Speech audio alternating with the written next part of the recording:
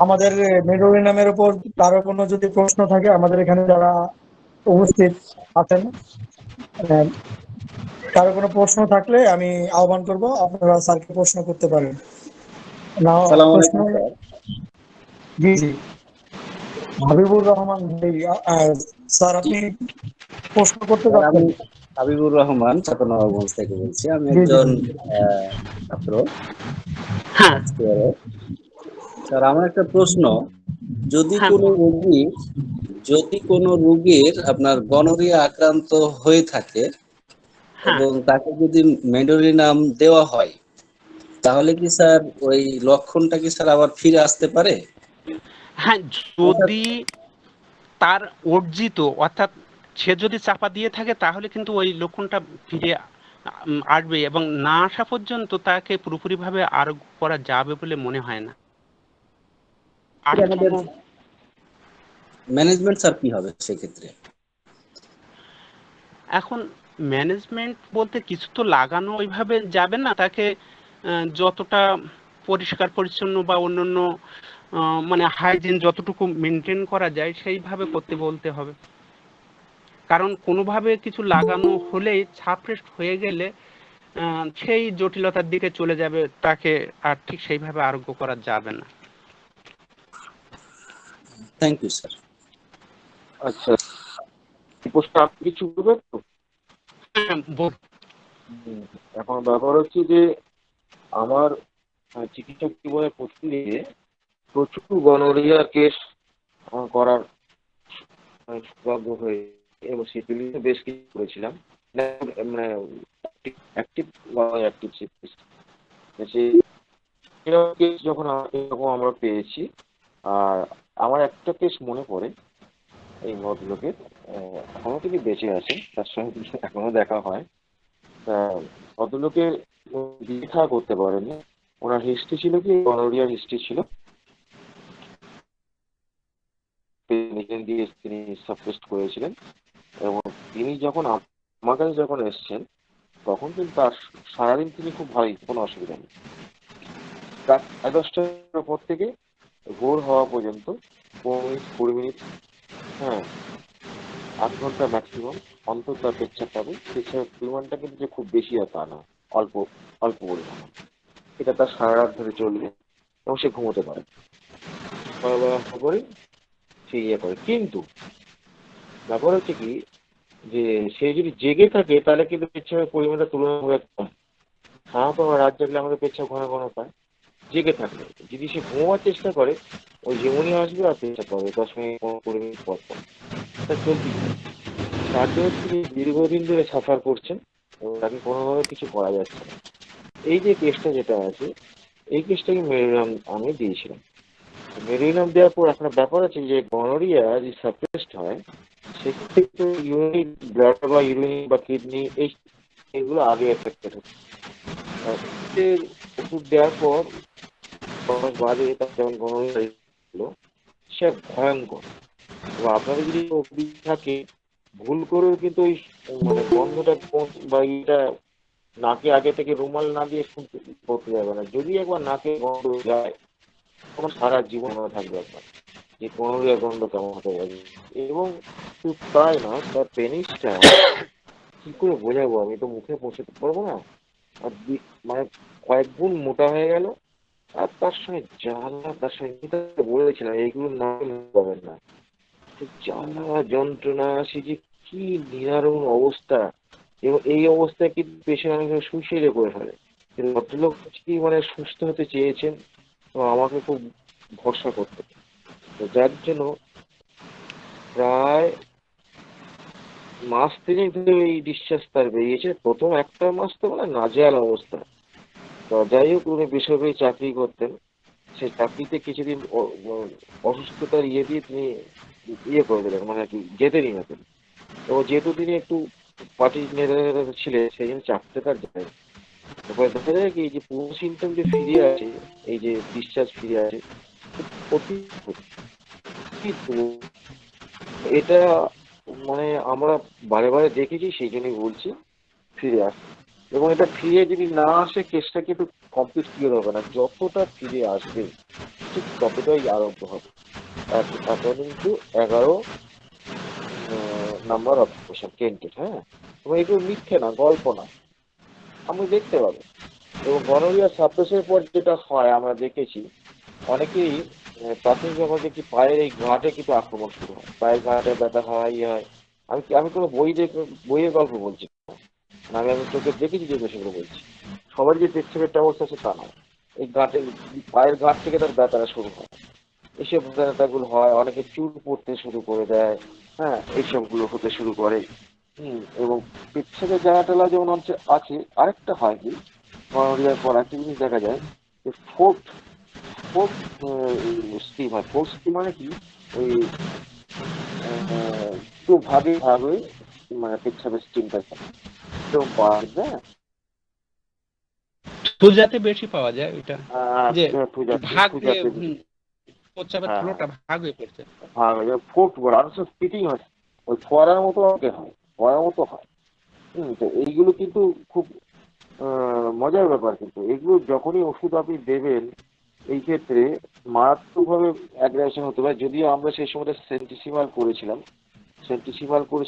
একটা ব্যাপার আছে এইসব ক্ষেত্রে। এই গভীরে পাক্কা দীর্ঘদিন কন্টিনিউয়াস যদি করতে হয় তাহলে সেন্টিসিমালটা এই ক্ষেত্রে বেটার স্টেজকে পড়ে রাখে। তো সেক্ষেত্রে মাপেন্ড হলে পরে ভয়ঙ্কর হয়ে না। প্রথম দিকে অত আন্দাজ ছিল না মায়ের সম্পর্কে, সেটা আমি দিয়েছি। ফলে আপনারা দেখতে পাবেন, ভয় পাওয়ার কিছু নেই। আর অর্জিত শুধু আপনি শুধু এই অর্জিত এইটা ভাবতে পারেন, আরো অনেকভাবে কিন্তু সাইকোসিস আপনি অর্জন করতে পারেন। যেমন বিভিন্ন রকম ভ্যাকসিনেশন আছে। হ্যাঁ, বিভিন্ন ধরনের স্টেরয়েড, বিভিন্ন রকম অ্যান্টিবায়োটিক, এই যে আপনি এগুলো দিচ্ছেন এইগুলো কিন্তু তোমার তো ইনফরমেশন তৈরি করে, ইনফরমেশন তৈরি করে তারপর কি হবে, এইখান থেকে আপনার কিন্তু সাইকোসিসের শ্রীবৃদ্ধি হতে পারে। আর কোনোভাবে যদি বলি, একটু যদি ঘুরিয়ে যদি বলা যায় যে বর্তমান পৃথিবীতে তো সাইকো ওয়ার্ল্ড, এবং সেখান থেকে সাইকোসিসের ডাইনামিক যে নড়িয়া হতে আক্রান্ত হয়ে এমন কোনো জানে আমরা তো ডাইনামিক্স গুলো আমরা কি করে ইয়ে করবো। ধরুন আমি আমার সন্তান হতে পারছি, আমি আমার সন্তান দেখছি, তো এই টিভিটা তোমাকে দিলাম, এই টিভিটা কি তুমি একা থাকবে, এই কাউকে ভাগ ভাগ দিও না, বোকাদের মতো ভাগ টাগ দিও না। তোমাকে কিন্তু এই ক্লাসে ফার্স্ট হতে হবে, কিন্তু বন্ধুকে কখনোই তোমার এই নোটটা দেবে না, এই নোটটা আমি অনেক সেটা করিস। এই যে তাকে সবসময় কি দেখানো, ছলচাতুরি শিক্ষা, এই যে মানে আইসোলেট করা, নিজেকে পৃথক করা, এই যে প্রবণতাগুলো আমরা কি ডায়নামিক্স তো করছি, এই জিনিসগুলো কি গনোরিয়া আক্রান্ত হচ্ছে কোনো অংশ কম? মোটেই তা নয়। এইভাবে থেকে তো ট্রেন্ড আপ করছি আমরা। এই ট্রেন্ড আপ করার পরে এগুলো তো এগুলো মনে পড়ছে, তার উইলটাকে আমরা কিন্তু বাড়িয়ে দিচ্ছি। ফলে ব্যাপার হচ্ছে এইভাবেও কিন্তু আপনার সাইকোটিক আক্রান্ত হতে পারে। এইগুলো ভুলে গেলে চলবে না। কারণ আপনি যদি আজকে একটা ধরুন শর্ট সার্জারি করে ফেলেন, হ্যাঁ, ও বাবা ধরো পুত্র যুধিষ্ঠির, হ্যাঁ, কিন্তু তাকে আমরা বাড়ির লোকেরা উৎসাহ তো দিই না, উল্টে আমরা ব্যান করি। দেখেন যে সাইকোসিসকে বাড়াবার জন্য এটা আছে, তার অপারেশন একটা অংশ। অপারেশন, আপনার অপারেশন কিন্তু সাইকোসিস ডেভেলপ করে। যদি এটা যে অ্যালেন বলেছেন, অ্যালেন বলেছেন, পরবর্তীকালে দেখেছি অপারেশন আমি দেখেছি যে এই অপারেশনের পর সাইকোসিস তো ডেভেলপ অবশ্যই করে, কিন্তু তার সঙ্গে সিফিলিসও ডেভেলপ থাকে। অনেকে শরীর ম্যানিফেস্টেশন থাকে, যদি খুব রেয়ার সেটা। এই অবজারভেশন গুলো তো আপনারা যদি মানে আর কি ওই ক্লোজ অবজারভেশন রোগীকে না করেন তাহলে আপনি বুঝতে পারবেন না। কারণ স্টিরিওটাইপ অবজারভেশন মানে কি, অপারেশন হয়েছে আমাকে স্টেবিলিটি দিতে হবে, এইভাবে তো অবজারভেশন হয় না। হ্যাঁ, তারপরে এইগুলো কিন্তু আপনি দেখতে পাবেন যে সেখানে সাইকো, যেমন একটা উদাহরণ দিচ্ছি আপনাকে, একটা দেখবেন আফটার অপারেশন অনেকে খুব মোটা হয়ে যাচ্ছে, দেখতে পাবেন মোটা হয়ে যাচ্ছে, চর্বি ফর্বি ফ্যাট সব হয়ে গেল। What is this? এটা তো সাইকোসিসের প্রকাশ। আবার দেখবেন কম হয় এটা, অনেকেই দেখবেন শুকিয়ে যাচ্ছে, এই ইমাসিয়েশন আসছে। ইমাসিয়েশন শুধু কি সরে, তা তো না। হ্যাঁ, তাহলে দেখা যাচ্ছে যে এইখান থেকেও এখান থেকে তাহলে বোঝা যাচ্ছে যে আমাদের আফটার অপারেশনের পরে সাইকোসিস অন্য এগুলো আসতে হবে কেন এবং হবে কেন? সাইকোসিসের ব্যাপারে কেন এই চ্যানেল বলেছেন কেন? আমি একটু ভেবে দেখি, প্রকৃতি প্রদত্ত আমাদের দেহ, প্রকৃতি প্রদত্ত দেহ বা যারা ঈশ্বর বিশ্বাস করেন, ঈশ্বর প্রদত্ত যে দেহ, তাকে যদি আমরা কাটাকাটি করি, তাহলে আগের কোঅর্ডিনেশনে ফিরে আসবে? আগের যে সামঞ্জস্যপূর্ণ যে সংগতিপূর্ণ যে আচরণ ছিল, সংগতিপূর্ণ যে অবস্থা ছিল শরীরে, সেই কন্ডিশনে কখনোই ফিরে আসবে না। কিছু না কিছু অসঙ্গতি তার থাকবেই। এবং তার জন্যই হয় কি, এই যে অসঙ্গতি থাকে, এই অসঙ্গতিটাই হচ্ছে মূল সায়েন্সের কারণ। এইখানে তো এই কাটার ফলে বা এই যে প্রকৃতিদত্ত যে আমাদের শরীর, সেটাকে আমি মানুষ হিসেবে হস্তক্ষেপ করার জন্য, মানুষ হিসেবে হস্তক্ষেপ করে প্রকৃতির যে সাম্য অবস্থা, যে একটা সামঞ্জস্যপূর্ণ অবস্থা যে তার চলছিল শরীরে, সাম্য অবস্থাটা কিন্তু নষ্ট হয়ে যায়। এইভাবে কিন্তু সাইকোসিস ইমপ্রুভ হয়। সাইকোসিস আরো ভাবে ইমপ্রুভ হতে পারে। যেমন ধরুন, এই ডেলিভারির সময় স্টিচ করা হয়, হ্যাঁ, ওখানে দেখবেন ইনফেকশন হয়, ওটা কিন্তু সাইকোটিক ইনফেকশন, কিন্তু ভুলে গেলে চলবে না। ফলে এরকম বিভিন্ন ভাবে কিন্তু সাইকোটিক ইনফেকশন হতে পারে। এটা নিয়ে ঘাবড়াবার কিছু নেই। তার জন্য যে সবসময় আমাদের পরস্পরের যেতেই হবে, আর আমাদের ওই কি বলে গনোরিয়া হতেই হবে, এখন লোক বড় চালাক। এখন মানে আর কি পরস্পরের গেলে পরে আর গনোরিয়া সিপিলিস এখন চট করে রফা হয়। গনোরিয়া সিপিলিস তো ছোট ভাই হয়ে গেছে, এইডস হচ্ছে এদের বড় ভাই। এইডসেরও এখন যাতে না হয় তার জন্য সবাই কিন্তু কন্ডম ইউজ করে, শুধু তাই নয়, অনেক ইয়েতে নিয়মও আছে, পরস্পরের গেলে কন্ডম কম্পালসারি ইউজ করতে হবে। এর সিস্টেম কিন্তু এখন হয়ে গেছে, যার কিন্তু এইসব হওয়ার জন্য আমার আর এই গনোরিয়া চিকিৎসার জায়গাটা আমার নষ্ট হয়ে গেছে। এখন আর গনোরিয়া পাই না আমাকে। হ্যাঁ, আর পেশেন্ট গুলো কিন্তু খুব মিথ্যা কথা বলে, কিন্তু এই পেচ্ছা করতে ফট করে উঠলো আমার পেশেন্ট কিলো বললো আমি জানি না, এই হয়ে গেল। এটা বহুত মিথ্যা কথা বলে, ইভেন চিকিৎসার পেশেন্ট তাই বলে। ড্রাইভার ছিল, সে বলছে আমি ওই বুঝতে পারিনি যে নোংরা জল, হ্যাঁ, আমার ওই পায়খানা করতে গিয়ে পড়ে গেলাম, হ্যাঁ, তারপর দেখি কটকট করতে শুরু করলো, হ্যাঁ, তারপরে লেশনটা দেখালো, আমি তো ছ্যাঁকা ছিঁড়ে ফেলেছি।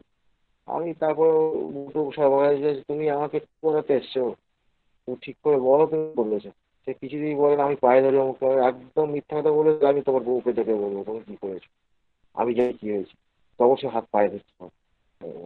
আমার কাকু বলতো, আমি কাকু আমি পায়ে ধরছি, পায়ে ধরছি, তুমি আমাকে বাঁচাও, আর তুমি যা বলবে আমি তাই শুনবো।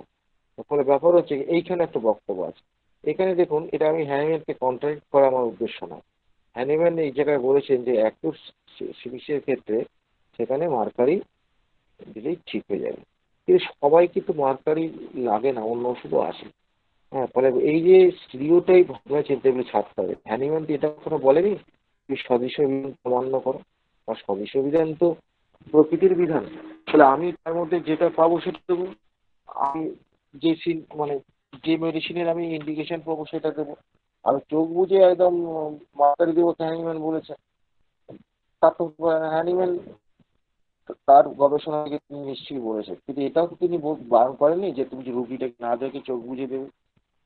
আনপ্রেজুডিস অবজার্ভার হতে বলেছেন, প্রেজুডিস্ট হতে বলেননি। তিনি তাকে বলেননি যে ইয়ে করুন, অনুকরণ করুন। অনুসরণ করার কথা বলেছে। অনুসরণ অনুকরণের মধ্যে কি পার্থক্য আছে? অনুসরণের মধ্যে কিন্তু লজিক বেসড হবে। এবং একটা কথা মনে রাখবেন, যে হ্যানিম্যান এমন একজন বিজ্ঞানী যে যার এই ডায়নামিক্স তাত্ত্বিক ব্যাপারটা যদি গ্রহণ করা হয়, তাহলে দেখবেন কেমিস্ট্রি বলুন, ফিজিক্স বলুন, প্যাথোলজি বলুন, বায়োলজি বলুন, সব নতুন করে লিখতে হবে। সব ওই একদম ডাস্টবিনে পড়ে যাবে। এটা কথাটা কিন্তু স্বপ্নের কথা না, একটু গভীরভাবে ভাবুন, তাহলে বুঝতে পারবেন যে অ্যানিমেল কি জিনিস দিয়ে গেছে, আর আমরা তাকে নিয়ে কি ব্যবহার করছি। এটার জন্য কিন্তু আজকে হোমিওপ্যাথি এই দুর্দশার জন্য কিন্তু আমাদের অনেক দায় আছে। আমরা শুধু অন্যের দোষ খুঁজে বেড়াবো, নিজেদের দোষ খুঁজে বার করি না, বার করতে চেষ্টা সাহসও নেই আমাদের সেই। হ্যাঁ, কিন্তু আমরা এই যে ক্লাসটা এখানে ইয়ে করছি, এখানে কিন্তু সবাইকে অনুরোধ করছি, আপনারা আপনাদের বক্তব্য বলবেন, পক্ষে বলবেন, বিপক্ষে বলবেন, সবকিছু এখানেই যেন সীমিত থাকে। এই বক্তব্য যেন কোনোভাবে বেড়ে গিয়ে না হয়। এটা আমাদের সকলকে অনুরোধ, বিশুদ্ধতা বজায় রাখুন। হোমিওপ্যাথি যে বিশুদ্ধতা বজায় রাখলে হোমিওপ্যাথিকে বিশুদ্ধভাবে প্রয়োগ করা যায়, আমাদের আচার আচরণের মধ্যে সেই বিশুদ্ধতা রাখবার চেষ্টা করতে হবে। ধন্যবাদ এবং ধন্যবাদ গায়ন স্যারকে এত সুন্দর বক্তব্য রাখার জন্য। মানে আমি এত দিনের মতো হাই তুলে যে কোনো রকম আর চোখ ফোক টেনে আমি জেগেছিলাম আর কি। তো তারপর দেখছি না বলা শেষ হয়ে গেলো, এবার আমি একটু এর সঙ্গে যোগ করলাম, যোগ করে আপাতত যোগ করা। এরপর গায়ন স্যার যদি কিছু বলেন বা যদি আমাদের গায়ন স্যারকে যদি প্রশ্ন করেন, আজকে তো মুখ্য বক্তা, হ্যাঁ, সে গায়ন স্যার তার উত্তর দেবেন, ঠিক আছে? এবং আপনাদের যদি গায়ন স্যারকে ভালো লাগে, আগামী দিনে গায়ন স্যার আবার আসবেন, কোনো অসুবিধা নেই, ঠিক আছে? হ্যালো। হ্যাঁ বলুন। দাদা, যাওয়ার ব্যাপারে, তা ওই ব্যাপারে আমি একটু বলছি যে হৃৎপিণ্ডে যে ব্যথাটা হয় যখন সাধারণত অ্যানজাইনা পেক্টোরিস হয়, তা তখন যে ব্যথাটা সেটা সাধারণত কিন্তু বাম হাত বরাবর যায়। তা এই যে হৃৎপিণ্ডের জ্বালার এ তো যে কোনো জায়গাতে একটা জ্বালার প্রবণতা থাকে, আর যে অঙ্গে রোগগুলো আক্রমণ করে সেখানে প্রচণ্ড সেন্সিটিভ হয়। তা সেই জন্যে ওই জ্বালাটা ওটা হৃৎপিণ্ডের জ্বালাটা বাম হাত বরাবরই ওই অ্যানজাইনা পেক্টোরিসের যন্ত্রণা, সেই যন্ত্রণা অনুযায়ী বাম হাত বরাবর যায়, সেই জন্যে ওই যন্ত্রণাটা বাম দিকে প্রকাশ পায়। এইটাই জানতে চেয়েছেন, সেটুকু আমি বললাম। Thank you. এটা আর এই সেন্সিটিভ কথাটা বলে ওটা আমি একটু ব্যাখ্যা করছি। ব্যাপার হচ্ছে কি যে এখানে সেন্সিটিভটা কিন্তু এক্সাজারেট থাকে। কেন থাকে? এমনি সেন্সিটিভনেস হচ্ছে আমার সোরার বৈশিষ্ট্য, কিন্তু যে সোরার সঙ্গে যখন সাইকোসিস বেন্ডিং হবে তখন সেটা হবে কি, ওটা অতিরঞ্জিত হয়ে যাবে, ওই ওই গুণটার মধ্যে প্রকট হয়ে যাবে। প্রকট হলে কি হবে, সেন্সিটিভনেস হবে। শুধু তাই নয়, পার্টিকুলার একটা জায়গায় একটা কনস্ট্যান্ট কন্টিনিউড একটা সেন্সেশন থাকবে, যার জন্য মনটা তার ওখানে করে থাকবে, ওখান থেকে সে বেরিয়ে আসতে পারবে না। এইটা যে মূল ব্যাপার। ফলে এখানে ওই সেন্সিটিভনেসটা থাকে এবং জ্বালা তো থাকবে। জ্বালাটা মানে একদম সালফারের মতোই জ্বালা। হ্যাঁ, ব্যাপার হচ্ছে কি, একটু লক্ষ্য করে দেখবেন যে সালফার মেডুলিনাম যেন গায়ে গায়ে, সালফারের বহু সিমটম মেডুলিনামের মধ্যে আছে। কিন্তু আমরা করি কি, যেহেতু মায়াজম কি না বুঝতে পারি, সালফারের পেশেন্টকে মেডিসিন দেবো, পেশেন্টকে সালফার দিয়ে বসবো, এই কাণ্ডটা হবে। ফলে ব্যাপার হচ্ছে যে আমাদের কিন্তু মেডিসিনের কোন বৈশিষ্ট্যগুলোর উপর ভিত্তি করে তার সাইকোসিসের প্রাধান্যটাকে আমরা এস্টাবলিশ করবো, সেটা কিন্তু খুব বোঝা যাচ্ছে। সেটা আলোচনা করেছেন। আর আমি সিফিলিসের আয়োজন করি, এবং সিফিলিস আছে আসলে যে কোনো পলিক্রিস দাগের মধ্যেই এবং সোরা সিফিলিস সাইকোসিস তিনটি আছে। তারপরে এবং তার মধ্যে গুণগত মানে সংখ্যাগত প্রাধান্য নয়, সংখ্যাগত প্রাধান্য করতে হ্যানিম্যান তো কোথাও বলেননি, 153-তে তো বলেননি কথা। ফলে ব্যাপার হচ্ছে যে গুণগত প্রাধান্য নির্ভর করছে সিমটমটা কতটা ইন্টেন্সিটি আছে, মানে কতটা তার তীব্রতা আছে, কোন সিচুয়েশনে সেটা ডেভেলপ করেছে, কিভাবে ডেভেলপ করেছে। এইগুলো কিন্তু একটা খুব খুব বড় বৈশিষ্ট্য। এই যে যেমন যেমন আজকে প্রথম দিকে আলোচনা করতে গায়ন একটা কথা বলেছেন যে কেউ ফিরতে দেরি করলে সে খুঁজতে চলে যায়। এখন মুশকিল হয়েছে কি যে খুঁজতে চলে যায়, রাস্তায় চলে যায়, এগুলো সবই আছে, কিন্তু মোবাইলের যুগে হয় কি, মোবাইল তো বারবার ফোন করতে থাকে, মোবাইল যদি বারবার ফোন করতে থাকে এবং বারবার মেসেজ করতে থাকে, এইগুলোকে আমি ধরবো কি ধরবো না এই ধরনের অ্যাংজাইটিতে, এটা নিয়ে আমার দীর্ঘদিন ইয়ে ছিল, মানে কি পর্যবেক্ষণ থাকার পর আমি সাহস করে ধরতে শুরু করলাম যে বারে বারে যদি এরকম করতে থাকে তাহলে এটাকেও কিন্তু এই যে সার্চিং ফর গো আউট, মানে তাকে খুঁজতে বাইরে চলে যেতে পারে। এই যে খুঁজতে চলে যেতে পারে এরকম ঘটনাও আছে। আমি একটা মনে পড়ে একটা স্তন ক্যান্সারের কেস ছিল, স্তন ক্যান্সারের কেস ছিল। সে ইয়ে থেকে আসতো, আমাদের এই কোলাঘাটের ওখান থেকে আসতো। তা সে তার স্বামী জেলে ছিলেন। তো এবার হচ্ছে আসতে দেরি করলে সে কি করতো, এই অন্ধকার ফন্ধকার মানতো না, ওরই মধ্যে সেই অন্ধকার মধ্যে হেঁটে হেঁটে সে গঙ্গার ভিতরে চলে যেত, থাকতে পারতো না। এই যে তীব্রতা, এই যে এত তীব্রতা, এইটা কিন্তু মেডেলিয়ামের একটা অন্যতম বিশেষ বৈশিষ্ট্য। কেন এটা, এইটার গুরুত্ব কোথায়, এই সিমটমটার গুরুত্ব কোথায়, সে গুরুত্বটাকে বুঝতে হবে। সেটা হচ্ছে যে এখানে দেখতে দেরি হচ্ছে, আজকাল তো দিনকাল তো ভালো না, অনেক কিরকম গন্ডগোল হতে পারে। আর নদীতে যান তার স্বামী, ফলে তার একটা অ্যাংজাইটি আছে। অ্যাংজাইটি মানে ইমোশন অফ আনসার্টেনিটি, যেখানে অনিশ্চয়তার আবেগ থাকে, সেটা অবশ্যই একটু ভয়ের মধ্যে, দ্যাট ইজ শরিক কন্ডিশন। কিন্তু শরিক কন্ডিশনটা যখন অতিরঞ্জন হবে, অতিরঞ্জন কখন হবে, সাইকোসিস যখন ইম্প্যাক্ট হবে, সাইকোসিসের পার্সনটা যখন বাড়বে, এখানে তাহলে একটি সোরার সঙ্গে কিন্তু সাইকোসিস যখন মিশ্রণ হবে, তাহলে ওই অ্যাংজাইটি তাহলে বহুগুণ বেড়ে যাবে। বিবর্ধন হবে, যেটা আজকাল ফোবিয়া ফোবিয়া যেগুলো দেখতে পান, ফোবিয়া বা একটা বাচ্চা ছিল টেনশন, ঘামছে, ইয়ে করছে, অমুক তমুক, that is all are psychotic phenomena. অনেকেই দেখবেন এই পরীক্ষার আগে যে অ্যান্টিসিপেশনের কথা বলেছে, সাইকোটিক অ্যান্টিসিপেশন বুঝবো কি করে? সাইকোটিক অ্যান্টিসিপেশন হলে পরে সেখানে কি হবে না, তার পরীক্ষা যে ঘোষণা হবে সেখানে তার খেলা শুরু হলো, সেইখান থেকে তার টেনশন চলতে থাকলো, কন্টিনিউ কম বেশি চলতে থাকলো, সাইকোটিক ফেনোমেনা। আবার অ্যান্টিসিপেশন যখন সেফটি নেচার যখন হবে, তখন কি হবে, সাডেন অনসেট হবে এবং তার সঙ্গে হাত পা ঠান্ডা হয়ে যাবে, যেটাকে ফিজিওলজিক্যাল পারভার্সন বলা হয়। হুম, এইগুলো আমি দেখবেন পরীক্ষা পরীক্ষা দিতে গিয়ে দেখবেন দুম করে সে অসুস্থ হয়ে পড়ে। All the activity in nature, they are not psychotic. হুম, এবার হচ্ছে কি সাইকোসিসে কি, সে বেশ কিছুদিন আগে থেকেই তার ঘুম খাওয়া সব বন্ধ, পরীক্ষা আসছে সামনে, উৎসব আসছে।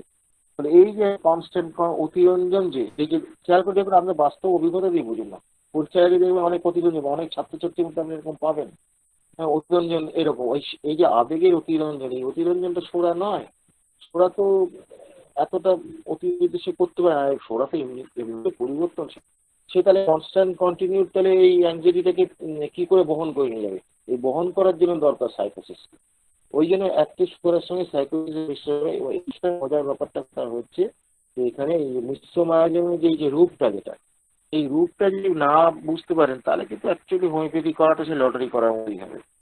এবং মজার ব্যাপারটা কি হচ্ছে, যে এই জায়গাগুলো যদি আমরা খুব সিমটমগুলোকে ভাঙতে শিখি, মানে কিভাবে ভাঙছি, এই ভাঙার প্রসেসটা যদি আমরা শিখতে পারি, তাহলে কিন্তু আমাদের একটা অসুবিধা হবে না।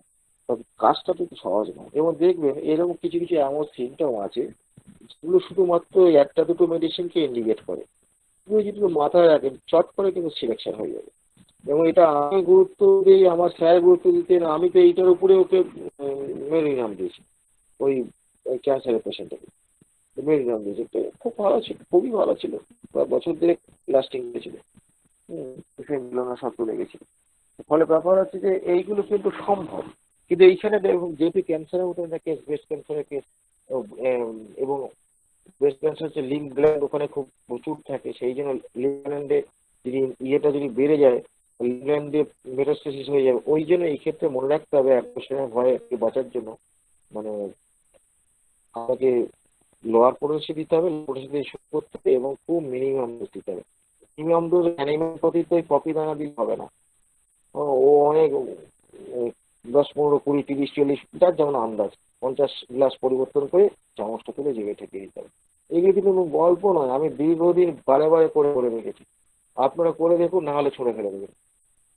এর গায়নেরা তো করে, সবাই তো করে, গায়ন করে, আরো অনেকে আছে এখানে উপস্থিত আছে, এবং দেখে বলতে হবে। তবে করে দেখুন। মিনিমাম ডোজের আইডিয়াটা কিন্তু ওই ইয়ের মতন, এই অনুকরণ করলে কি হবে, প্রবলেম না দিতে হবে। আর যদি অনুসরণ করেন লজিক্যালি, তাহলে এই পেশেন্টটা অ্যাগ্রাভেশন হতে পারে। এই অ্যাগ্রাভেশন হাত থেকে বাঁচার জন্য হোমিওপ্যাথি ওষুধকে এমন কোনো ছোট করা যায় না যা কাজ করবে না। এই এই যে মানে এই বক্তব্যটা তো আমরা গ্রহণ করতে পারি, তারা তো এই পপিদানাকে অনুকরণ করার দরকার হয় না। এবং অনেকেই দেখ, এটাকেই বলা বলা হচ্ছে হ্যানিম্যানিয়ান চর্চা, মানে অনুকরণ করা। অনুকরণ যদি করা তাহলে তো আমার ঠাকুরদা তো প্যান্ট পরতেন আর অথবা ধুতি পরতেন, তাহলে সেটা করতে হয়। সেটা তো সম্ভব নয়। আর ব্যাপার হচ্ছে যে যেখানে বিজ্ঞান, যেখানে যুক্তিবাদিতা, যেখানে লজিকের উপর ভিত্তি করে যে বিজ্ঞান দাঁড়িয়ে আছে, সেখানে ফিক্সড আইডিয়া, ফিক্সড চিন্তা ভাবনাটাকে হ্যানিম্যানিয়ান চর্চা বলে অনেকে বেশ জোর গলায় বলছেন। আর কি করছেন তিনি, হ্যানিম্যান ছাড়া বাকি সবারকে আদ্য সাধ্য ঘাট সাধ্য করে তারা হোমিওপ্যাথির হিরো সাজতে চাইছে। বাস্তব ব্যাপার হচ্ছে যে হোমিওপ্যাথির স্বতন্ত্রতা যদি কেউ না পেয়ে, তাহলে গন্ডগোল। আমি একরকম ভাবে করবো, হ্যাঁ, একভাবে করবে, হ্যাঁ, তারপর হচ্ছে নির্মলেন্দু একভাবে করবে, হ্যাঁ, ডাক্তার নাজির একভাবে করবেন। তাহলে এই যে বিভিন্ন ভাবে, তাহলে কি আমরা পরস্পরের শত্রু হয়ে গেলাম? না, আমরা যে কাজটা করলাম সেটা কনফার্ম করবে কে? কনফার্ম করবে ন্যাচারাল ল। ন্যাচারাল ল কিভাবে কনফার্ম করবে? সেখানে হেরিং ল হতে পারে, সেখানে ক্ষেত্রের অবজারভেশন আছে। যদি দেখি যে আমাদের কাজগুলো এইভাবে কনফার্ম করে যে আরোগ্য হচ্ছে, তাহলে আমাদের বিভিন্নতা থাকলে অসুবিধা কি আছে? আপনারা আম খান, আমরা আম বাজারে কিনে খান না? কত রকম আম খান? বলুন দেখিনি, কত রকম আম খান? প্রত্যেক আমের জাত আলাদা, স্বাদ আলাদা, দেখতে আলাদা, সবকিছু আলাদা। তা বলে কি তা বলে কি আমরা কোনো আমকে ঘেন্না করতে পারি? যার যেমন সিজন তার তেমন ইয়ে। আমার সবাই তো নিজস্ব বৈশিষ্ট্য বজায় রেখে তারা চলছে, নিজস্ব বৈশিষ্ট্য রেখে চলতে বলছে। এখন আমি যদি বলি যে তুমি কেন পেয়ারা ফুলির মতো তুমি কেন হলে না, আমি ইয়েকে বলি, ওই, মালদার যে কি যেন আম ভুলে গেলাম, হ্যাঁ, ওকে যদি আমি বলি তুমি কেন পেয়ারা ফুলির মতো হলো না, হিমসাগরকে যদি বলি তুমি গোলাপ খাসের মতো কেন হলে না, এইরকম যদি এড়ে তর্ক যদি আমরা করি তাহলে তো মহা মুশকিল কথা। স্বতন্ত্রতা মানেই তো হচ্ছে বিভিন্ন প্রকার থাকবে, কিন্তু তার সঙ্গে ল ওরিয়েন্টেড হবে। হ্যানিম্যানের তো মূল শিক্ষা এইটাই। হ্যানিম্যান তো কোথাও বলেননি যে আমাকে নকল করতে হবে। নকল, হ্যাঁ হ্যাঁ, হোমিওপ্যাথিতে নকলের জায়গা কোথায় আমি নকল করবো? প্রত্যেকটা স্বতন্ত্র, প্রত্যেকটা কেস স্বতন্ত্র, প্রত্যেকটা স্বতন্ত্র যদি হয় তাহলে তার এক্সপ্রেশন স্বতন্ত্র হবে না? সেটা হলে পরে হ্যানিম্যানের থেকে বিচ্যুতি হয়ে গেল। আরে বাবা, হ্যানিম্যান লকে আমরা অ্যাপ্লাই করে দেখে নেবো মিলছে কি মিলছে না, এটা মাথায় রাখতে হবে। ফলে আমাদের তো কিছু স্বাধীনতা আছে, হ্যানিম্যান তো আমাদের এই ওষুধের শক্তি মাত্রার ক্ষেত্রে আমাদের কিছু স্বাধীনতা দিয়েছে। আর 50 মিনিট সময়ের সঙ্গে হ্যানিম্যান বিশেষ কিছু করে যেতে পারেনি, খুব বেশি দেখে যেতে পারেনি, যাদের এর সঙ্গে অনেক বিভ্রান্তি আছে। এটা আলোচনার বাইরে আজকে আলোচনা ঢুকবো না। আপাতত এইটুকু বলে আমি বক্তব্য শেষ করলাম। ধন্যবাদ।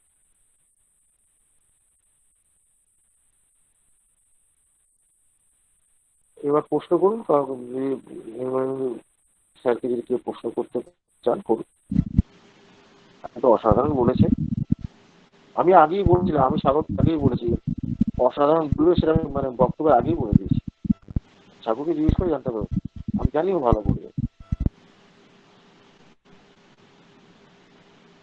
স্যার নমস্কার, আমি বাপি বলছিলাম স্যার। গায়ন স্যারকে স্যার প্রশ্ন করছিলেন স্যার। স্যার হ্যাঁ, আপনি বলুন। জি স্যার, ঘটনা হচ্ছে আমরা অমরনাথ স্যারের কাছ থেকে যে সব তথ্যগুলো পেলাম, যে এখন আমরা আসলে অর্জিত গনোরিয়া পাওয়ার সম্ভাবনা খুব কম। যে সকল ইস্যু স্যার বললো, এটা তো আসলেই বাস্তব কথা। এখন সেফটির অনেক ইস্যুই আমরা আমাদের সমাজে চলে আসছে, যে কারণে গনোরিয়া, অর্জিত গনোরিয়ার সম্ভাবনা খুবই কম। কিন্তু ল্যাটেন্ট গনোরিয়া বা এই সুপ্ত গনোরিয়া বা পারিবারিক ভাবে প্রাপ্ত গনোরিয়া, এগুলোর তো রূপ আলাদা। মানে এগুলো যে সাপ্রেশন বা এগুলোকে আমরা যদি বলি যে ফিরে আসা, বা ওটাকে কি বলবো আমরা, তার শেষ হয়ে যাওয়া, মানে তাকে সে যে তার অস্তিত্ব যেখান থেকে বিলীন হয়ে যাচ্ছে, সেটাকে আমরা কিভাবে জাজমেন্ট করব? মানে আমি বলতে চাচ্ছি, ধরেন কোন একজন রোগী যে হচ্ছে মনে রাখতে পারে না, সে কি তার এই তার স্মরণ শক্তি তার আস্তে আস্তে বৃদ্ধি পেতে থাকবে? সে কি স্বাভাবিকভাবেই অন্যান্য সেদের মতোই তার জ্ঞান শক্তি বৃদ্ধি পেয়ে যাবে? এরকম কিছু ঘটবে, এটাই হচ্ছে কি আমরা ধরে নেব যখন সে সুস্থ হয়ে যাচ্ছে? ধন্যবাদ। এখন এখন স্মৃতিশক্তির লোপ হওয়া, এ তো আমাদের আরো ওষুধ আছে। এখন আমাদের তো সব সময় চিন্তা করতে হবে শুধু ওই যে স্মৃতিশক্তি নিয়ে তো না, অন্যান্য রোগ লক্ষণ নিয়ে। যদি মানে রোগ লক্ষণ মেলে, তাহলে এই যে এতটা যেটুকু আলোচনা করলাম বা যেটুকু বলার চেষ্টা করলাম বা আপনারা যতটুকু জানেন, তা সেই এর উপরেই যদি মেডোরিনামের চিত্র ফুটে ওঠে, তাহলে মেডোরিনাম দিলে সেই সবগুলো সব ইমপ্রুভ করবে। সেগুলো একে একে বেশি ইমপ্রুভ করবে, জটিলতাগুলো কেটে একটা ভালো জায়গায় আসার সম্ভাবনা দেখা দেবে। যদি মেডোরিনামের চিত্র না থাকে, সেখানে তো মেডোরিনাম দেওয়া যাবে না। শুধু যে ওই সে ভুলে যাচ্ছে বলে তো মেডোরিনাম হবে না। আরো তো অনেক ওষুধ আছে যেগুলো ভুলে যাওয়ার ঘটনা আছে। তা আপনি যেটা জিজ্ঞাসা করেছেন, আমার তো এইটাই মনে হয়েছে। না আর কিছু বলতে চেয়েছেন কিনা ঠিক বুঝতে পারলাম না। না স্যার, আমি স্মৃতিশক্তিটাকে একটা উদাহরণ হিসেবে বললাম। মানে আপনি তো মেডোরিনামকে যেভাবে ক্লাসিফাই করলেন, মানসিক দিক থেকে, শারীরিক দিক থেকে, সবগুলোকে যদি আমরা ধরে নিই যে হ্যাঁ, আমি মেডোরিনামের চিত্র পেয়ে মেডোরিনাম প্রয়োগ করলাম, এখন আমার হ্যাঁ, অপেক্ষার পালা। আমি দেখছি যে তার রোগীর হচ্ছে ইমপ্রুভমেন্টটা কোন দিকে যাচ্ছে। যখন হ্যাঁ, তো দেখতে পেলাম যে অবশ্যই ইমপ্রুভমেন্ট তো যখন হবেই। স্যার, ইমপ্রুভমেন্ট হবে। অল্প কিছুদিন আগে, এখন সে কেসটা আমি তুলে ধরিনি, একটা মহিলা, তার হচ্ছে বিয়ে হয়েছে, তা ওইরকম 10-12 বছর হয়ে গেছে, তার মধ্যেও বাচ্চা হয়নি, এবং বাড়িতে এই নিয়ে সাংঘাতিক অশান্তি ছিল। তা তারপরে উনি এসে ওই এখানে ওখানে যন্ত্রণা বা অন্যান্য সব লক্ষণ, তা সেই সব লক্ষণের সঙ্গে শেষে ওই আম, মানে কাঁদছিলেন যে বাচ্চা নেই বলে একটা অশান্তি আছে। তারপরে তার লক্ষণ মিলিয়ে মেডোরিনামই এসেছিল এবং সেই মেডোরিনামই তার বাচ্চা এসছে। সে বাচ্চার তো বয়স 1 বছর বোধহয় 7-8 মাস হয়ে গেল। তা যদি লক্ষণ মেলে এবং ঠিক আম, ঠিক ঠিক যদি পোটেনশিয়াল সেইভাবে দেওয়া যায়, তাহলে তো রেজাল্ট ভালো পাওয়া যাবে, না পাওয়ার তো কোনো কারণ নেই। না স্যার, আমি বলতে চাচ্ছি যে যেমন আমরা অর্জিত গনোরিয়াতে আমরা দেখবো যে তার গনোরিয়া ফিরে আসলো এবং সেটা কিউর হয়ে যাওয়া পর্যন্ত হচ্ছে গিয়ে তার গনোরিয়ার ফিরে আসা, এবং সেটা কিউর হয়ে যাওয়ার মাধ্যমে আমরা বুঝে নিলাম যে তার সাইকোটিকের যেই অর্জনটা সেটা সে সেখান থেকে নিস্তার পেলো। আর যেটা ল্যাটেন্ট মানে যেটা সে পারিবারিক ভাবে প্রাপ্ত, সেটা কি হ্যাঁ, আমরা কিভাবে বুঝবো? বংশগতভাবে যেটা হেরিডিটি সূত্রে পাচ্ছে যেটা। জি স্যার, এটাকে কিভাবে বুঝবো যে তার এখান থেকে সে নিস্তার পেয়ে গেল? এখন রোগ লক্ষণগুলো যখন কমতে থাকবে, তার সদৃশ বিধান অনুযায়ী যখন ওষুধ দেওয়া হবে, তার রোগ লক্ষণ কষ্টগুলো তো ইমপ্রুভ করতে থাকবে, সে ভালো বোধ করবে, সব দিক থেকে তার ইমপ্রুভ যখন হতে থাকবে, তখনই যে ঠিক কাজ হচ্ছে তখনই বোঝা যাবে। আচ্ছা, বুঝতে পারলাম স্যার। আরেকটা হচ্ছে স্যার, এই যে আপনি লাস্ট যেটা বললেন যে সাইকোটিক লক্ষণ বিলীন হয়ে যাওয়ার পরে আমাদের হয়তো কিছু ট্রিটমেন্ট তাকে করতে হবে, এটার হ্যাঁ। লক্ষণগুলো কি তখন তখন তার হ্যাঁ, মধ্যে হ্যাঁ, দেখা দেবে? তখন তো ওই যে একটু আগেই দাদা বললেন যে ডক্টর অমরনাথ চক্রবর্তী, উনি তো বললেন যে ছোড়া এবং এই যে সাইকোটিক এটা পাশাপাশি থাকার জন্য এই অত্যাধিক এক্সাজারেটেড হয়ে যাচ্ছে। তা সেই কারণেই যখন এই সাইকোটিক যখন ওষুধ দেওয়া হচ্ছে, তা সাইকোটিক অবস্থাটা চলে গেলে ওই যে সেন্সিটিভনেস, অত্যাধিক সেন্সিটিভনেস বা যে ছোড়ার যে লক্ষণগুলো, সেই লক্ষণ যখন প্রকাশ পাবে, তখন লক্ষণ অনুযায়ী অ্যান্টিছড়িক ওষুধ দিলে পুরোপুরি ভাবে সেই পেশেন্টটা আরোগ্য হবে। কারণ ছোড়া তো এর পিছনে আছেই। জি স্যার, বুঝতে পেরেছি স্যার, থ্যাংক ইউ। আর স্যার আরেকটা ব্যাপার হচ্ছে ম্যাডোরিনামের সমকক্ষ আপনার সাইকোটিক ওষুধগুলো স্যার যদি একটু বলে দিতেন, যে মানে পাশাপাশি পড়ার জন্য আমরা ম্যাডোরিনাম তো ভালো করে হ্যাঁ, স্টাডি এখন করে আসছি। আমরা তো জানি যে থুজা একটা ভালো ওষুধ, মানে অ্যান্টি সাইকোটিক, তারপরে natrum sulph, nitric acid. Nitric acid syphilitic এটাও একটু বেশি আছে, কিন্তু নাইট্রিক অ্যাসিড, তারপরে আরো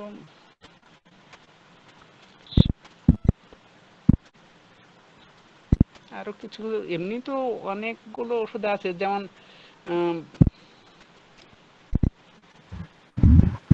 করেছিলেন এইরকম যে মেডোরিনামের সাইকোটিক প্রবণতাটা যে কমে গেল, এটা কিভাবে বুঝবো? প্রশ্নটা বোধহয় এরকম, যদি আমি বুঝে থাকি, না হলে আবার প্রশ্নটা করতে হবে।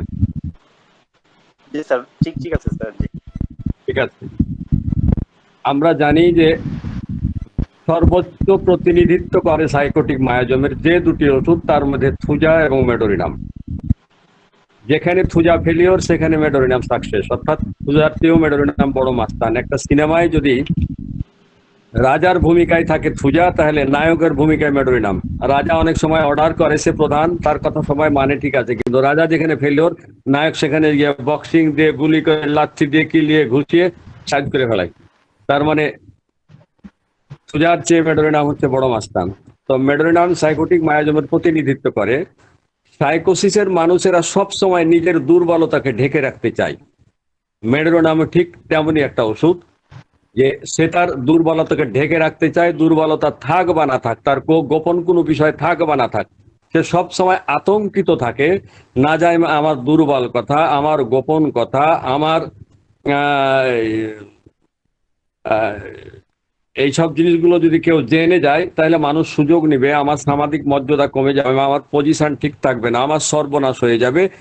এই ভাবনা তার মধ্যে সব সময় কাজ করে, যে কারণে সে সব সময় সর্বোচ্চ চেষ্টা করে তার কিছু যদি গোপন থাকে তবে তা গোপন রাখতে, নচেত সে সর্বোচ্চ সতর্ক থাকে, কোনোভাবেই যেন তার কোনো দুর্বল দিক কেউ জানতে না পারে। এইটি সাইকোটিকের একটি অন্যতম প্রধান চিত্র, এটি মেডোরিনামের একটি চিত্র।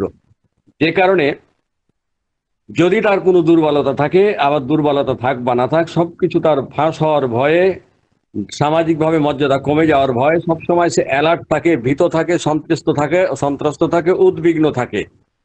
যে কারণে মেডোরি নামের মানুষেরাকে দেখবেন ম্যাক্সিমাম সময় পা ঝাঁকাতে থাকে। আর যখন টেনশন তার বেশি হয় তখন সে হাত দিয়ে নখ কাটতে থাকে। যখন তার অতিরিক্ত টেনশন হয় তখন তার হাত দিয়ে খেজুর গাছের রসের মতো টস টস করে পানি পড়তে থাকে।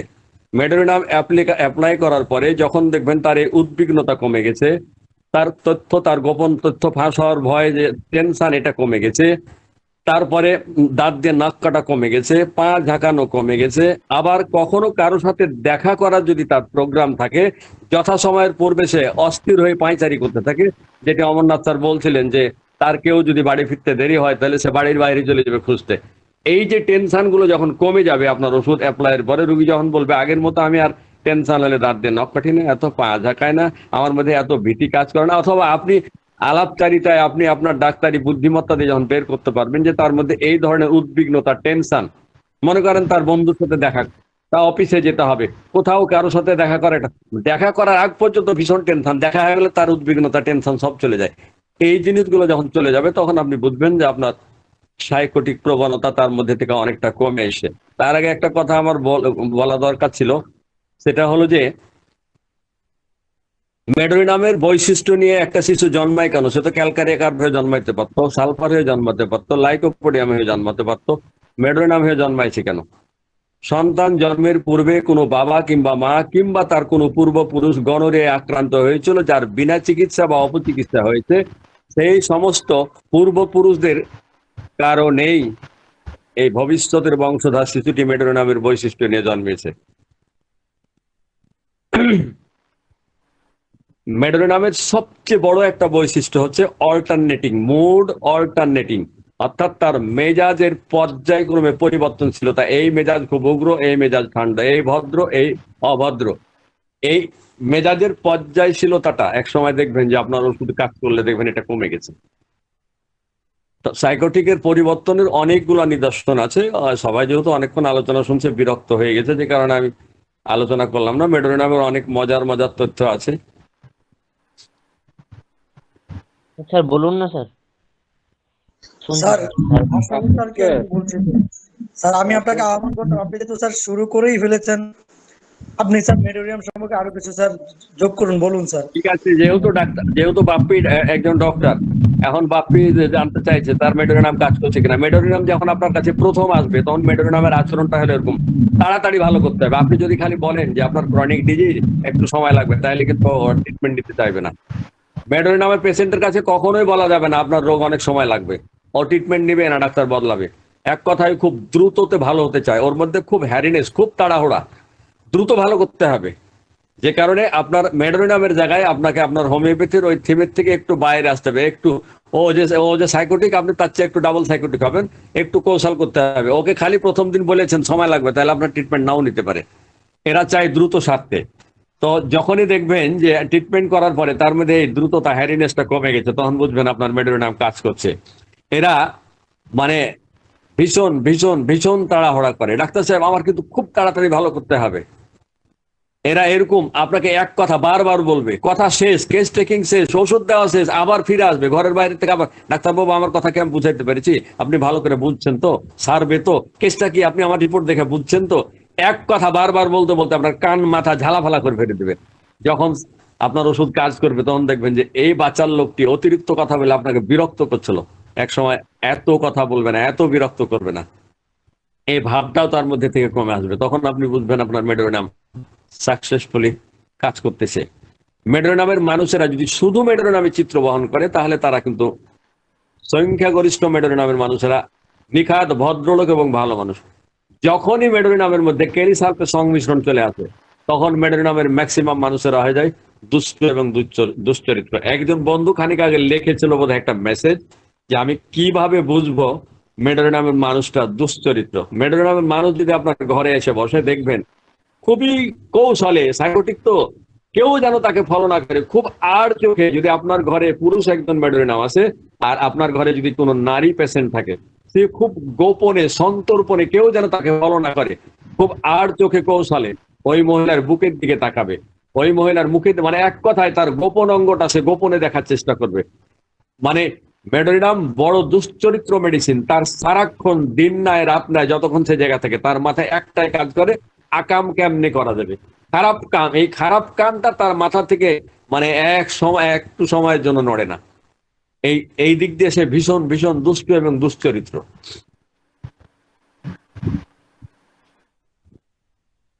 আর এক বন্ধুবোধ একটা প্রশ্ন করেছিল, আমি সেই কথা যাওয়ার আগে আরেকটা জায়গায় যাই। মেডোরিনামের রুগীরা বারবার হাত ধোয়, এই প্রবণতা যখন চলে যাবে তখন আপনি বুঝবেন মেডোরিনাম সাকসেস হয়েছে।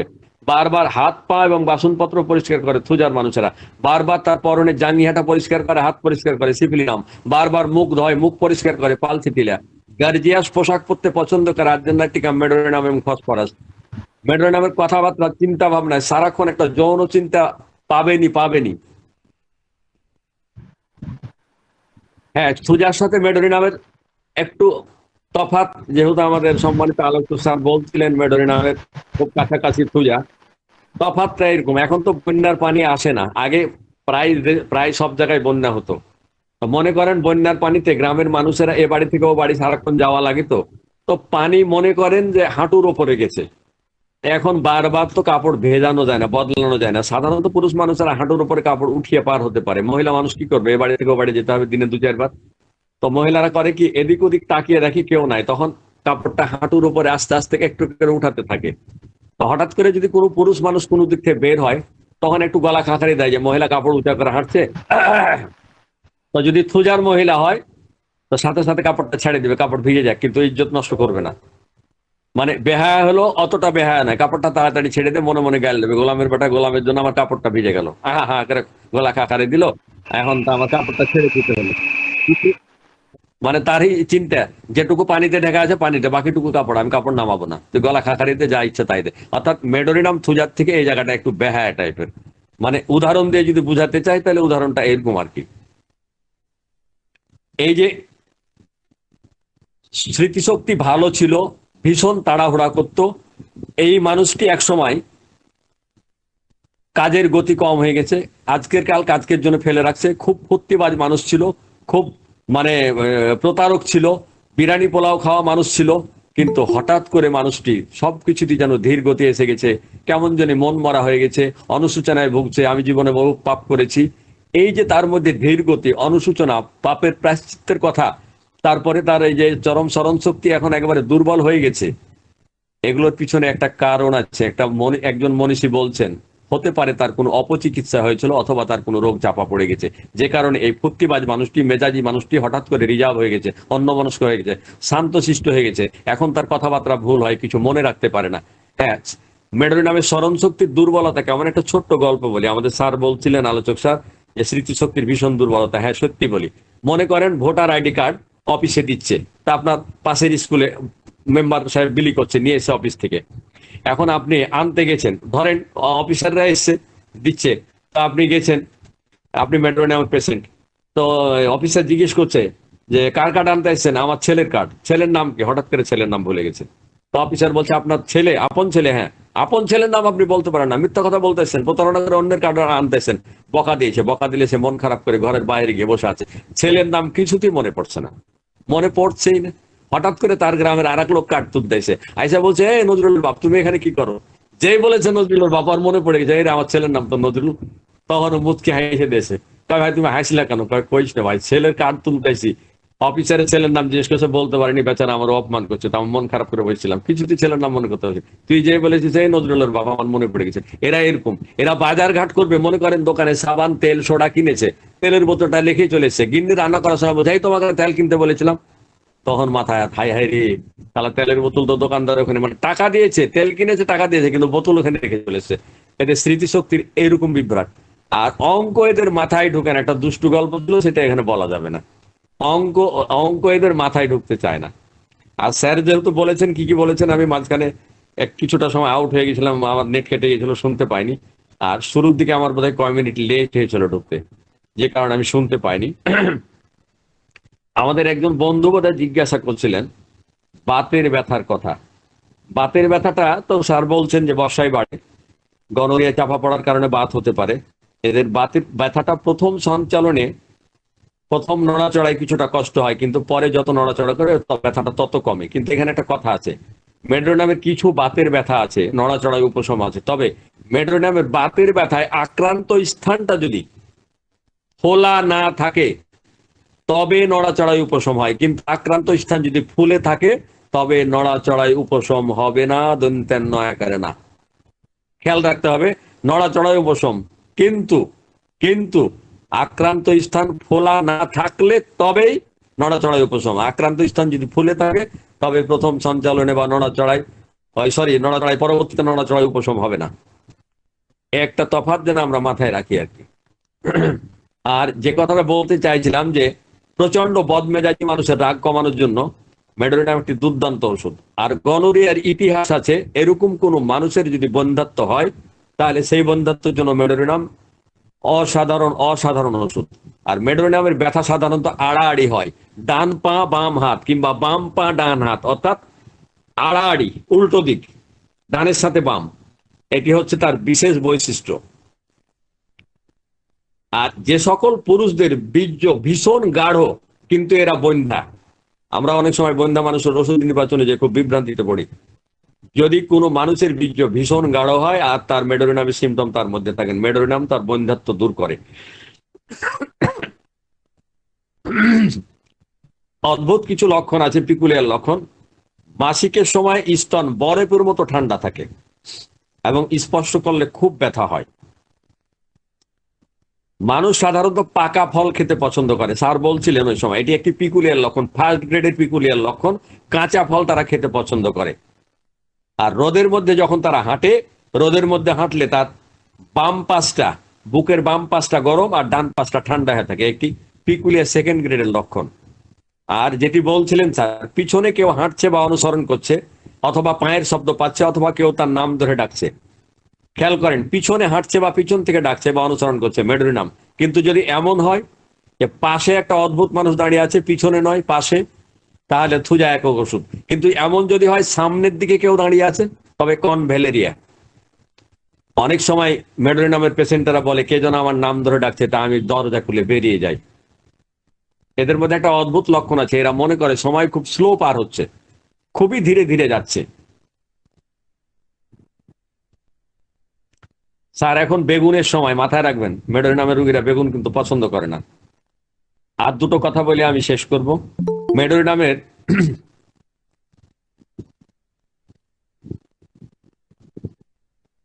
আমরা জানি 30 থেকে, মানে জিরো বয়স থেকে, জিরো একেবারে জন্ম থেকে 35 পর্যন্ত মোটামুটি সোরার প্রাধান্য থাকে, তার উপরে গেলে তখন সাইকোটিকের প্রাধান্য বিস্তার লাভ করে। এই 30-35 বছর পর্যন্ত মানুষ মোকাবিলা করতে চায়, তারপরের বয়সগুলোতে মানুষ কৌশল করে চলতে চায়। কৌশলী সময়টা হচ্ছে 35 থেকে উপরের দিক। তো মেডোরিনামের মানুষদের 35 আপ হতে থাকলে তখন কিন্তু তাদের মধ্যে সাইকোটিকের প্রাধান্যটা বেশি কাজ করতে থাকে। তার আগে কাজ করবে না এমনটা কিন্তু নয়।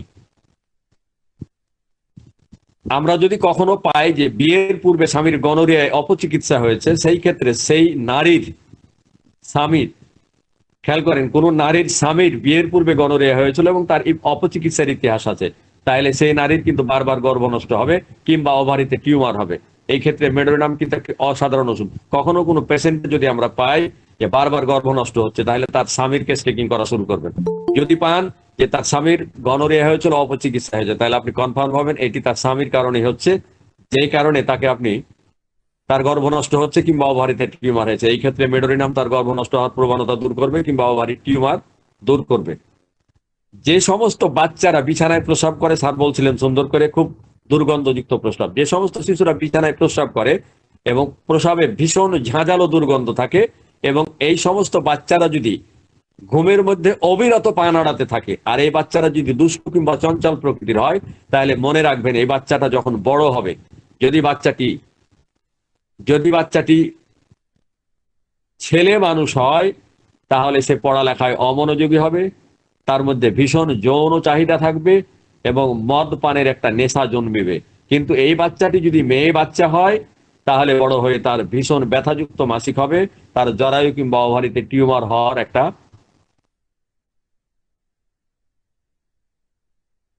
চঞ্চল পায়, আর বিছানায় প্রসব করে, ঘুম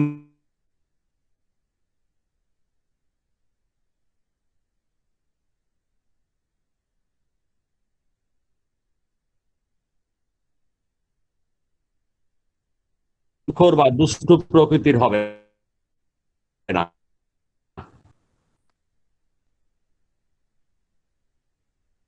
পানি খায়, খুব শরীরে ঘাম হয়, খুব পাখার পাতা পছন্দ করে, তাহলে মনে রাখবেন সেই বাবা কিংবা মা ভবিষ্যতে যদি সন্তান জন্ম দেয় তবে তার সন্তান হবে নির্বোধ কিংবা বিকলাঙ্গ, সমূহ সম্ভাবনা আছে।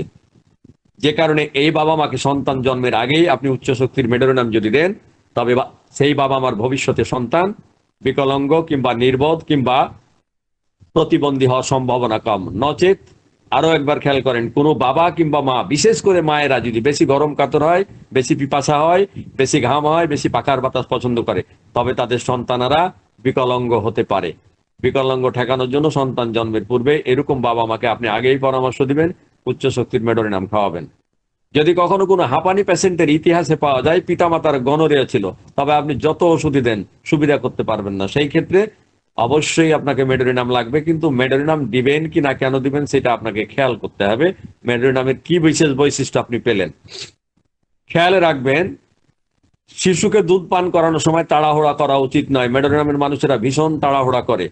যদি কোনো মা তার শিশুকে দুধ পান করানোর সময় ভীষণ তাড়াহুড়া করে, এইটি যদি কন্টিনিউ কোনো মা করতে থাকে, তবে এই যে দুধ পান করলো, তাড়াহুড়া করা মায়ের দুধ যে শিশু পান করে বড় হবে, সেই শিশু যখন বড় হবে তখন সেই শিশু হবে ভীষণ আক্রমণাত্মক এবং নিজেকে সবসময় বঞ্চিত মনে করবে। অর্থাৎ এই শিশুটি খুবই বেয়াড়া, আক্রমণাত্মক, বেয়াদব টাইপের হবে। যে কারণে দুধ পান করানোর সময় মা যেন কখনো তাড়াহুড়া না করেন।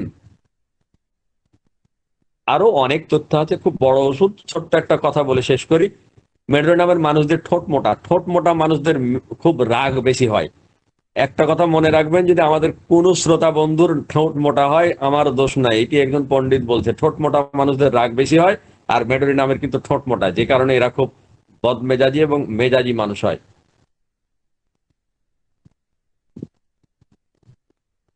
আলাপ করলে অনেক সময় ধরে আলাপ করা যাবে, আমি আর আলাপ করতে চাই না, কারণ অনেকে আমাকে গালাগালি করছে। আয়া দেখ কামনায় রাতভর পেঁচাল পড়ে। তো আমি একটু কনস্টিটিউশনটা বলে শেষ করে দিই। কনস্টিটিউশনটা আমি বলে শেষ করে দিই। কনস্টিটিউশন না না স্যার স্যার স্যার কেউ বলেনি আপনাকে, কেউ গালিগালাজ দেয়নি, প্লিজ ক্যারি অন। খুব ভালো লাগছে স্যার। আমি একেবারে কনস্টিটিউশনটা বলে শেষ করব যে, হ্যাঁ, আর একটা কথা, একটা শব্দ দিয়ে মেডের নামকে আমি আটকে ফেলতে পারি, চিনতে পারি। আমি আগে একদিন এখানে বলছিলাম, স্রেফ একটা শব্দ যদি কেউ মনে রাখতে পারে মেডের নামটাকে চিনতে ভুল হবে না, তার অন্তত ভুল হবে না। সেই শব্দটা কি? খুব। খুব খুব একটি শব্দ। কি একটা শব্দ দিয়ে আমি মেডের নামকে কিভাবে চিনবো? যার খুব লবণ প্রিয়, খুব মিষ্টি প্রিয়, খুব টক প্রিয় এবং মাংসের মধ্যে চর্বি মাংসটা থাকে, এই খুব চর্বি প্রিয়। চারটা জিনিস যার সমান প্রিয়। যে কোনো মানুষের প্রিয় জিনিস থাকতে পারে, কিন্তু একই সাথে দু তিনটে জিনিস মিশিয়ে খেতে পারে না। একমাত্র মেডোরিনাম যে চারটা জিনিসকে একসাথে যদি মাখিয়ে দেন, মিশিয়ে দেন, মিক্সচার করে দেন, তাও সে খেতে পারবে। এই চারটা জিনিস তার কাছে সমান প্রিয়। কি? খুব লবণ প্রিয়, খুব মিষ্টি প্রিয়, খুব টক প্রিয়, খুব চর্বি প্রিয়। এই চারটি খাবার যার সমান প্রিয়, হোমিওপ্যাথির জগতে আর একটা ওষুধ নেই চারটি খাবার সমান প্রিয়, একটি মাত্র ওষুধ মেডোরিনাম। এই চারটি ওষুধ সমান প্রিয়, সমান গ্রেড। এই চারটা লক্ষণ যদি কারোর মধ্যে পান এই খুব শব্দ দিয়ে, তবে তাকে চোখ বন্ধ করে মেডোরিনাম দেওয়া যেতে পারে। এই ছাড়াও খুব শব্দ দিয়ে মেডোরিনামকে আরো সহজে চেনা যেতে পারে।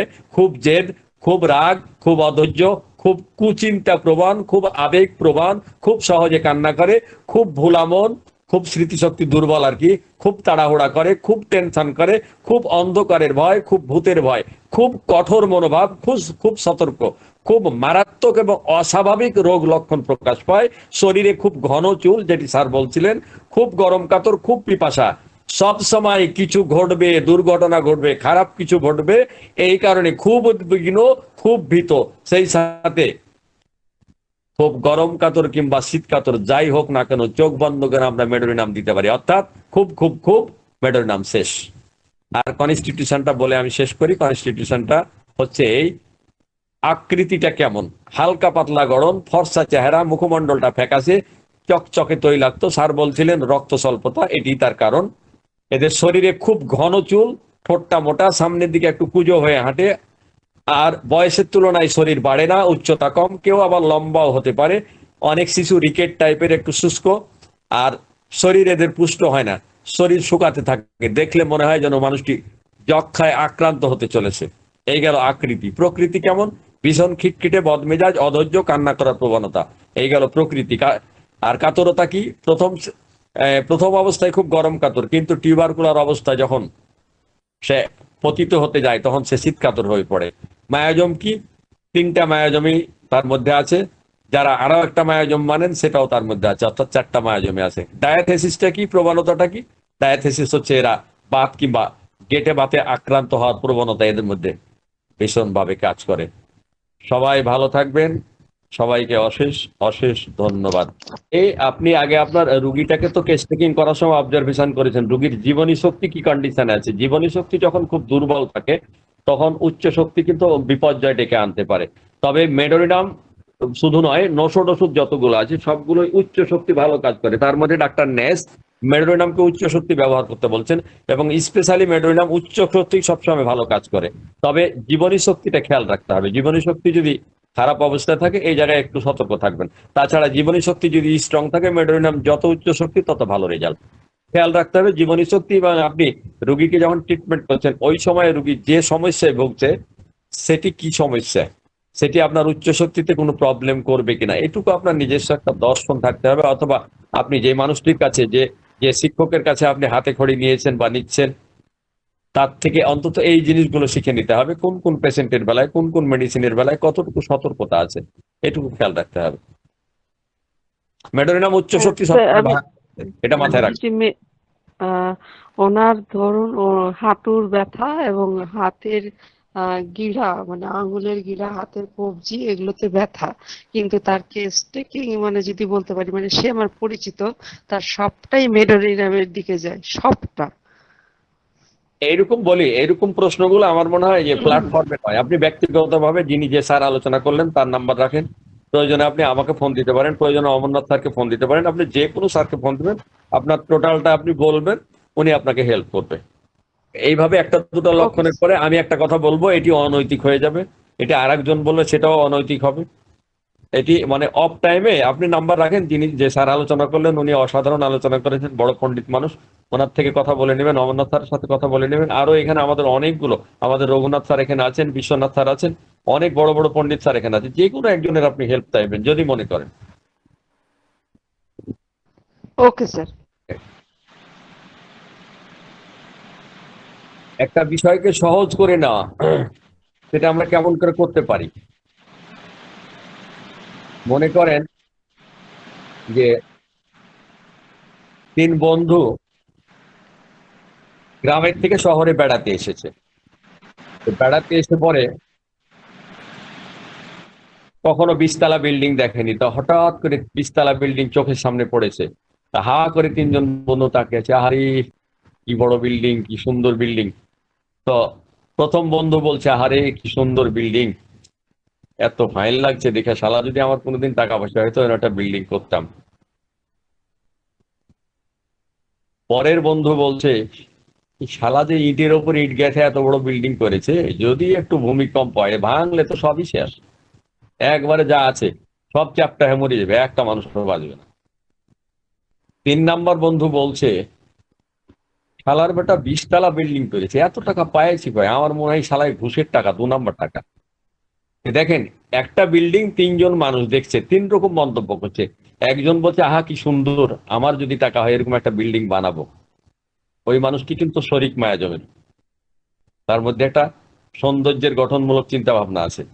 পরের মানুষটা কি বলছে, শালা যদি ভূমিকম্প হয় রে, ভাঙলে তো সব চ্যাপ্টা হয়ে মরে যাবে, একটা বাঁচবে না, আশেপাশের গুলো মরে যাবে। এই যে তার মধ্যে ধ্বংসাত্মক ভাবনা, টেন্ডেন্সি, চিন্তা ভাবনা, এটি সিফিলিটিক টেন্ডেন্সি।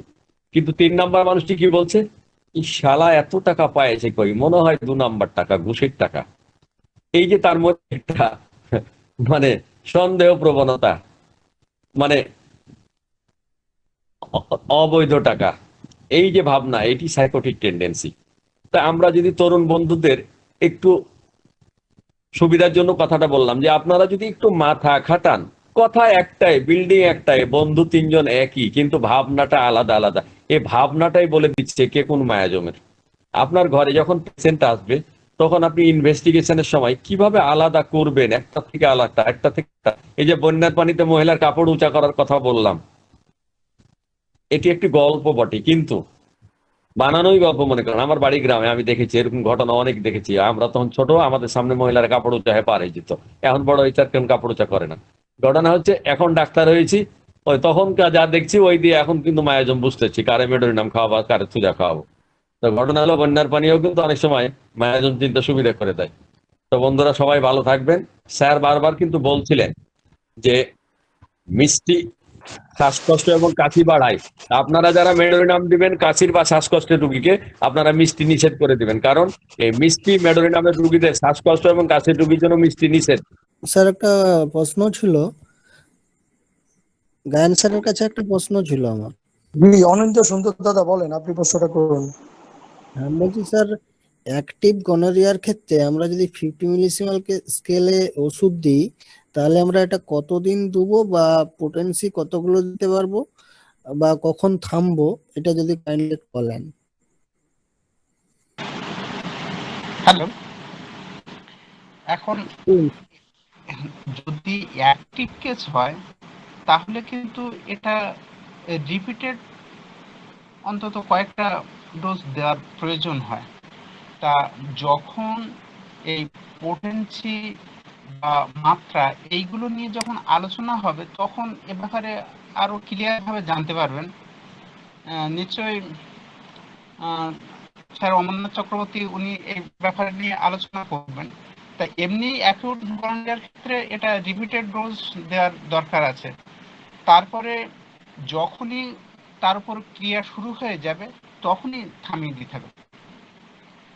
যখন ক্রিয়া চলবে, মানে বিশেষ করে 50 মিলিসিমালের ক্ষেত্রে যেই কাজ শুরু হয়ে যাবে, 50 মিলিসিমাল হোক সেন্টিসিমাল হোক যাই হোক না কেন, কাজ শুরু হলে কিন্তু আর রিপিটেড ডোজ দেওয়ার দরকার হয় না। সেন্টিসিমাল তো একবার দিয়েই অপেক্ষা করার ব্যাপার আছে। আর 50 মিলিসিমাল ক্ষেত্রে যে এই অ্যাকিউট কেসের ক্ষেত্রে মানে একটু অ্যাগ্রাভেশন দেখলেই বা ওষুধটা যে ক্রিয়া শুরু হয়েছে দেখলেই তখন বন্ধ করে দিতে হবে, তবে রিপিটেড কয়েকটা ডোজ দেওয়ার দরকার হয়। ধন্যবাদ স্যার। আপনি বলুন। হ্যাঁ, বলছি যে স্যারকে একটা প্রশ্ন ছিল, ইনসোমিয়া যে ব্যাপারটা, তার একটু যদি ছোট করে হলেও একটু বলেন ইনসোমিয়া ব্যাপারটা কি। এই যে ইনসোমিয়া যে হয়, অনেকেই এসে কমপ্লেন করে রোগীরা যে ইনসোমিয়াটা আমি কষ্ট পাচ্ছি। ইনসোমিয়া এই ব্যাপারটা যদি একটু বলেন। ইনসোমনিয়া মানে তো ঘুমটা না হয়, এখানে কি সেই প্রসঙ্গে কোনো কথা কি উঠেছে? হ্যাঁ, মানে রুগীরা এসে কমপ্লেন করে, তাই বলছি স্যার।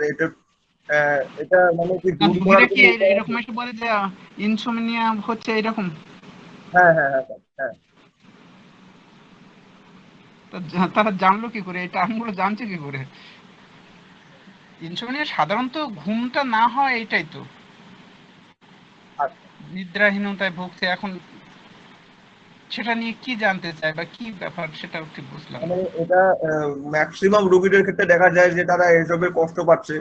হ্যাঁ, এসে বলে আমার ঘুম হয় না, ঘুম হয় না। এবার ঘুমের এখন কারণ আমরা জানি। শুনুন, ঘুম হয় না এটা বলছে অনেকে অনেকভাবে কিন্তু বলে। দেখা যাচ্ছে যে হয়তো সে এক টাইমে ঘুম হচ্ছে না বলছে, কিন্তু অন্য টাইমে সেই ঘুমটা পুষে নিচ্ছে। এখন কখন ঘুমাতে যাচ্ছে, কখন তার ঘুম থেকে উঠছে, কতক্ষণ ঘুমাচ্ছে, এইসব ব্যাপারগুলো ভালোভাবে জানার দরকার। আর শুধু ইনসোমনিয়া নিয়ে তো ওইভাবে চিন্তা করার ব্যাপার না। সামগ্রিক রোগ লক্ষণ নিয়ে যেটা আসবে সেই ওষুধ দিলে তখন ঘুম স্বাভাবিকভাবে আসবে। আর তার যে লাইফ স্টাইল সেটা চেঞ্জ করতেই হবে, যে যেন অনিয়মিত সময় ঘুমাতে না যায়। তারপরে দেখা যাচ্ছে যে ঘুমাতে যাওয়ার অন্তত আধ ঘন্টা বা 1 ঘন্টা আগে টিভি দেখা, মোবাইল দেখা, সেসবগুলো বন্ধ করার দরকার। হালকা তখন কিছু গান শোনার দরকার।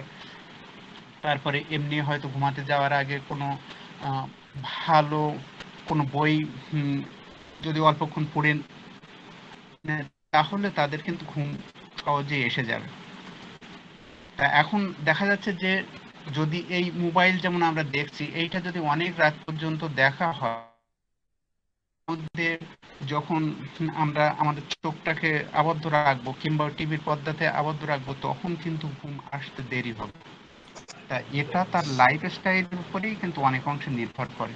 এখন সেটা তার লাইফস্টাইলটা জেনে নিয়ে সেইভাবে কি হচ্ছে সেটা জেনে সেইভাবে তাকে ম্যানেজমেন্টটা ভালো করে বলে দিতে হবে যে এই সবগুলো অন্তত ঘুমানোর আধ ঘন্টা বা 1 ঘন্টা আগে বন্ধ করে তারপরে হালকা কোনো মিউজিক বা গান শোনা সেসবগুলো করবে। তারপর ঘুমাতে যাওয়ার আগে হাত পাগুলো ভালোভাবে ধুয়ে নিয়ে তারপরে ঘুমাতে যাবে, বা কোনো ভালো কোনো বই কিছুক্ষণ পড়ে নিয়ে তারপর ঘুমাতে যাবে, তাহলে সে সহজ। আবার অনেকের ক্ষেত্রে দেখা যায় যে ঘুমাতে গিয়ে সেখানেও যদি ওই লাইট খুব কাছে থাকে, সেখানে যদি একটা কোনো বই নিয়ে পড়তে থাকে, তাহলে পড়তে পড়তে ঘুম এসে গেল, বেড সুইচ থাকলো, সুইচটা অফ করে দিলে তখন সহজে ঘুম এসে যাবে।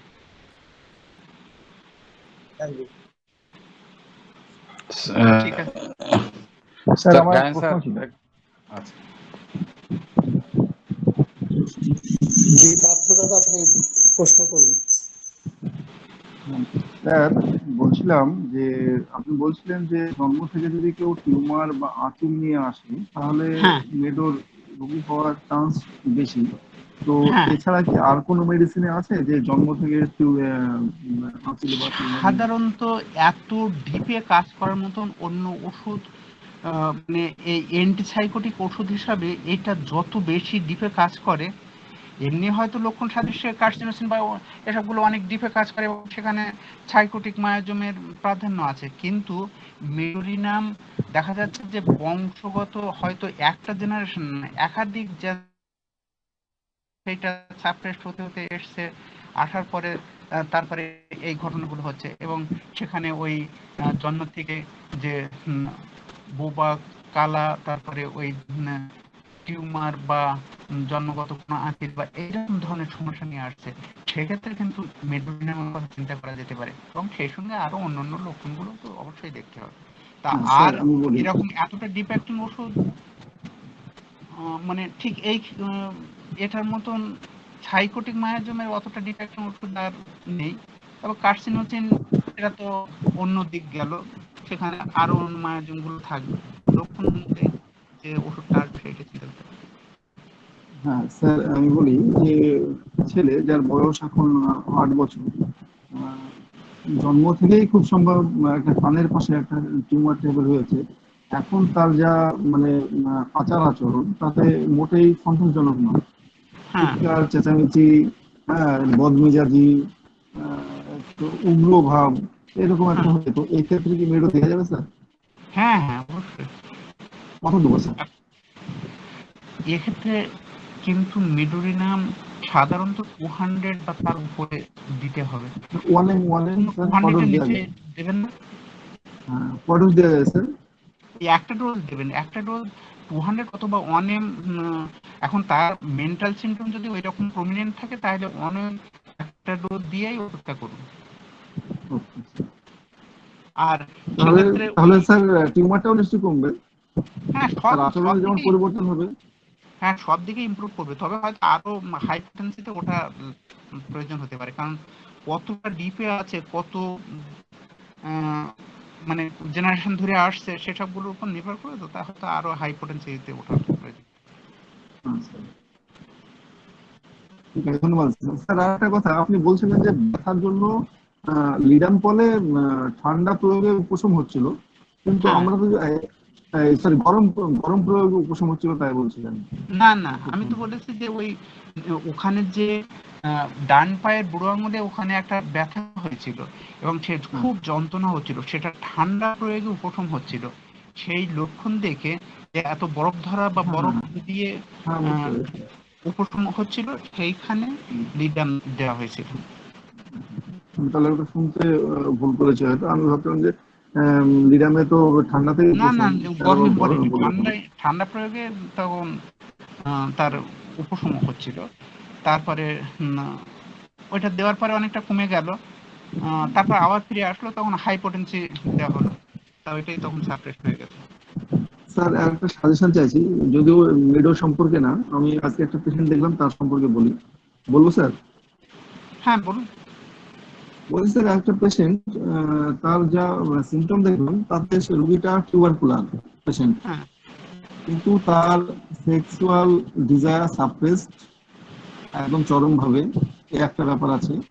2 নাম্বার দেখলাম যে তার উপরে যে অত্যাচার হয়েছে, অত্যাধিক অত্যাচার, এবং তার যেহেতু গরিব মানুষ, সেই কারণে মেয়েটা আর কি ও বাবার বাড়ি যেতে পারেনি।